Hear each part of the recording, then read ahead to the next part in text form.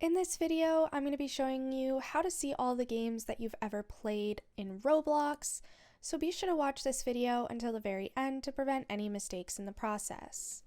Now, when you log into Roblox, this can be done on mobile or on PC. You're going to find this page.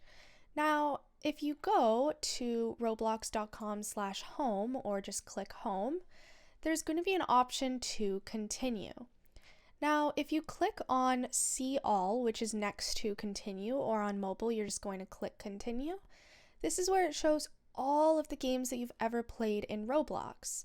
So as you can see, these are the different games that I've played, and I could continue playing them if I wish.